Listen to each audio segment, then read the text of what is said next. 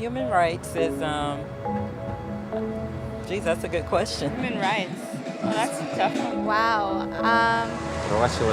I don't even know how to give that a definition. I would probably have to do a little bit of homework or something. Any right that I think just as a normal, human, The rights that humans have. Oh, that's a very large debate. Menneskerettigheder kan betyde mange ting. Tú le puedes preguntar a 20 personas y te van a dar 20 diferentes opiniones. Non saprei, è una domanda complicatissima. Yes, we just take them for granted that they're there, but we don't even consider what they are.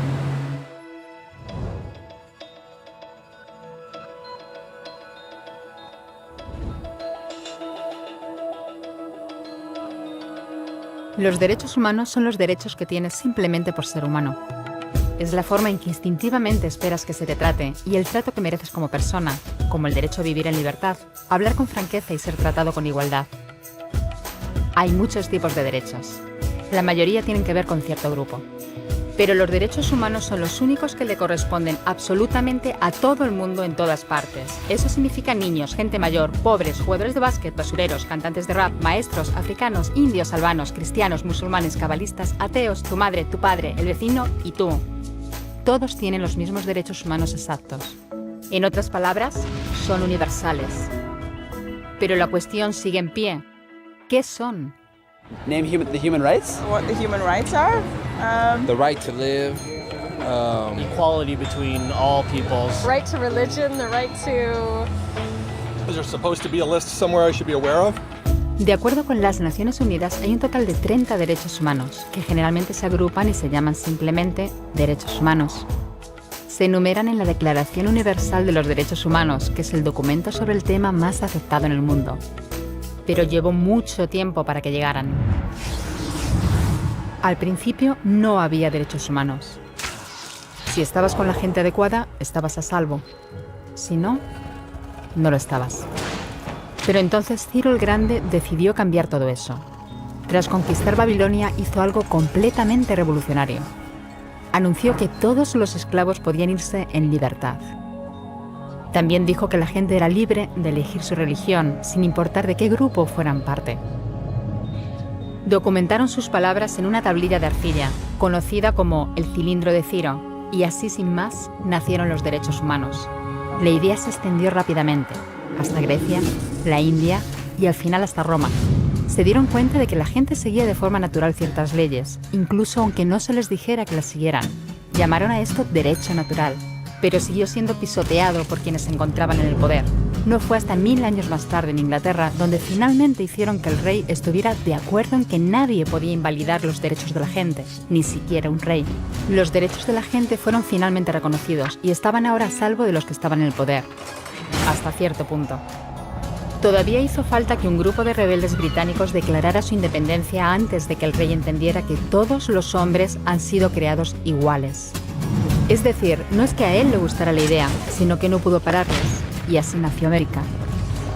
Los franceses siguieron inmediatamente con su propia revolución por sus propios derechos. Su lista era más larga e insistían en que esos derechos no eran solo inventados, eran naturales. El concepto romano de derecho natural se había convertido en derechos naturales. Por desgracia, no todo el mundo estaba tan entusiasmado. En Francia, un general llamado Napoleón decidió derrocar la nueva democracia francesa y se coronó a sí mismo emperador del mundo. Y casi tuvo éxito. Pero los países de Europa unieron fuerzas y lo derrotaron. Y los derechos humanos eran una vez más un tema candente. Se redactaron acuerdos internacionales garantizando ampliamente muchos derechos por toda Europa, pero solo a través de Europa. El resto del mundo de alguna forma todavía no cualificaba. En vez de eso fueron invadidos, conquistados y consumidos por los enormes imperios europeos. Pero entonces un joven abogado de la India decidió que ya había sido bastante. Se llamaba Mahatma Gandhi y frente a la violencia insistió en que toda la gente en la tierra tenía derechos. No solo en Europa. Al final, hasta los europeos empezaron a estar de acuerdo. Pero no iba a ser tan fácil. Habían estallado 2 guerras mundiales. Hitler exterminó a la mitad de la población judía de la Tierra en los horrorosos campos de muerte nazi. En total, 90 millones de personas habían muerto. Nunca los derechos humanos habían estado tan horriblemente cerca de la extinción. y nunca había estado el mundo tan desesperado por un cambio. De forma que los países de la Tierra hicieron causa común y formaron las Naciones Unidas. Su propósito básico era reafirmar la fe en los derechos humanos fundamentales, en la dignidad y el valor de la persona humana. ¿Pero qué eran los derechos humanos? ¿Eran las proclamaciones de Ciro? ¿El derecho natural de Roma? ¿Las declaraciones de Francia? Todo el mundo parecía tener una idea ligeramente distinta de lo que deberían ser los derechos humanos. Pero bajo la supervisión de Eleanor Roosevelt, finalmente se pusieron de acuerdo en una serie de derechos para absolutamente todo el mundo.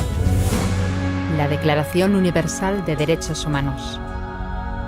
El concepto francés de los derechos naturales se había convertido finalmente en los derechos humanos.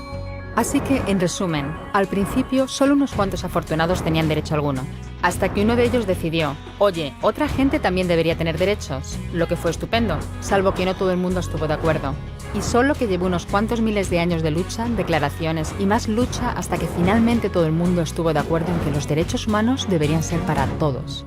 Y vivieron felices y comieron perdices. Salvo que hay un pequeño problema. Si la gente tiene derecho a la comida y el cobijo, ¿por qué hay 16.000 niños muriendo de hambre cada día? 1 cada 5 segundos. Si la gente tiene libertad de expresión, ¿por qué hay miles de personas en prisión por hablar claro? Si la gente tiene derecho a la educación, ¿por qué hay más de 1.000 millones de adultos incapaces de leer? Si la esclavitud ha sido abolida verdaderamente, ¿por qué hay 27 millones de personas todavía esclavizadas hoy en día? Más del doble de las que había en el siglo XIX. El hecho es que, cuando se firmó, la Declaración Universal de los Derechos Humanos no tenía la fuerza de la ley. Era opcional. Y a pesar de muchos más documentos, convenciones, tratados y leyes, todavía es poco más que palabras en una página. Así que la cuestión es, ¿quién hará que esas palabras sean una realidad? Cuando el Dr. King se manifestó en pro de la igualdad racial, se estaba manifestando por los derechos que las Naciones Unidas habían garantizado hacía casi 2 décadas. Pero con todo, se manifestó. Cuando Nelson Mandela defendió la justicia social en la década de 1990, su país ya había estado de acuerdo en abolir esa discriminación desde hacía ya casi 40 años. Pero con todo, él luchó. Los que luchan hoy en día contra la tortura, la pobreza y la discriminación no son gigantes o superhéroes. Son gente, niños, madres, padres, maestros, individuos librepensadores que se niegan a quedarse callados, quienes se dan cuenta de que los derechos humanos no son una lección de historia, no son palabras en una página, no son discursos, ni anuncios, ni campañas de relaciones públicas. Son las elecciones que hacemos cada día como seres humanos. Son la responsabilidad que todos compartimos, de respetarnos mutuamente, ayudarnos y proteger a los necesitados. Como Eleanor Roosevelt dijo, ¿dónde empiezan después de todo los derechos humanos universales? En pequeños lugares cerca de casa, tan cerca y tan pequeños que no pueden verse en los mapas del mundo. Aún así, son el mundo de la persona individual, el barrio donde vive, la escuela o la universidad a la que asiste, la fábrica, la granja o la oficina donde trabaja. Esos son los lugares donde cada hombre, mujer y niño buscan justicia igualitaria, igualdad de oportunidades, dignidad igualitaria sin discriminación. A menos que esos derechos tengan un significado ahí, tienen muy poco significado en cualquier otra parte.